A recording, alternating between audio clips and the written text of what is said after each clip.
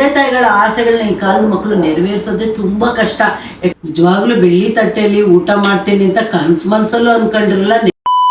ಅಮ್ಮ, ಹುಟ್ಟು ಹಬ್ಬದ ಶುಭಾಶಯಗಳು. Thank you.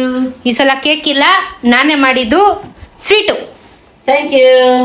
Happy birthday to you, happy birthday to you, happy birthday to you dear ಅಮ್ಮ, ಹ್ಯಾಪಿ ಬರ್ಡೇ ಟು ಯು.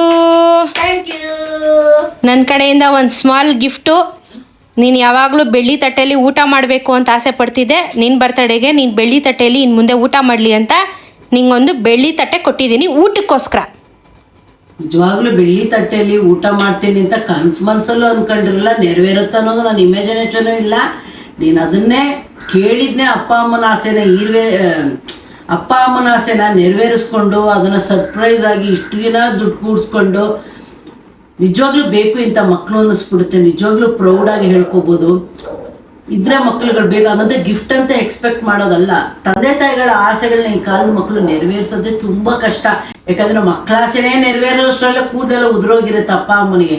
ಅಂತ ಕಾಲದಲ್ಲಿ ದುಡ್ಡನ್ನ 1 ರೂಪಾಯಿನೂ ಕೂಡಿಸಿ ಇದೇ ದಿನಕ್ಕೆ ಕಾದು ಅಮ್ಮನಿಗೆ ಏನು ಬೇಕು ಅಂತ ಪ್ಲ್ಯಾನ್ ಮಾಡಿ ಚೆನ್ನಾಗಿ ಯೋಚನೆ ಮಾಡಿ ಒಳ್ಳೇದನ್ನೇ ಕಾಸ್ಟ್ಲಿನೇ ಕೊಡಬೇಕು ಅಂತ ಕೊಟ್ಟಿದೆಯಲ್ಲ, ಅದಕ್ಕಿಂತ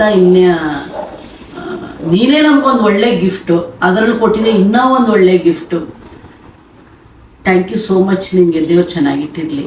ಹುಡುದು ನೀನು ತಂದುಕೊಡ್ತೀನಿ ಅಂತ ನಿನ್ನ ಮನಸ್ಸಲ್ಲಿ ಇಟ್ಕೊಂಡು ತಂದುಕೊಟ್ಟಿದ್ಯಲ್ಲ ಸರ್ಪ್ರೈಸ್ ಆಗಿ, ರಿಯಲಿ ಗ್ರೇಟ್. ಅಪ್ಪ ಅಮ್ಮನಿಗೆ ನಾವು ಮಕ್ಕಳು ಎಷ್ಟು ಮಾಡಿದ್ರು ಕಮ್ಮಿನೇ. ಯಾಕಂದ್ರೆ ಅವ್ರ ತ್ಯಾಗ ತುಂಬಾ ದೊಡ್ಡದಿರುತ್ತೆ. ಕೊನೆಗೂ ಈ ದಿನ ಬರುತ್ತೆ ಅಂತ ನಾನು ಅನ್ಕೊಂಡಿರ್ಲಿಲ್ಲ. ಬೆಳ್ಳಿ ತಟ್ಟೆಲಿ ಊಟ ಮಾಡ್ತಾ ಇದಾರಲ್ವಾ ನಮ್ಮಮ್ಮ, ನೋಡಕ್ಕೆ ಎಷ್ಟು ಖುಷಿ ಆಗತ್ತಲ್ಲ. ನಮ್ಮಮ್ಮಂದು ಒಂದು ಸಣ್ಣ ಆಸೆನ ನೆರವೇರಿಸ್ತೆ ಅಂತ ತೃಪ್ತಿ ಖಂಡಿತ ನನಗಿದೆ.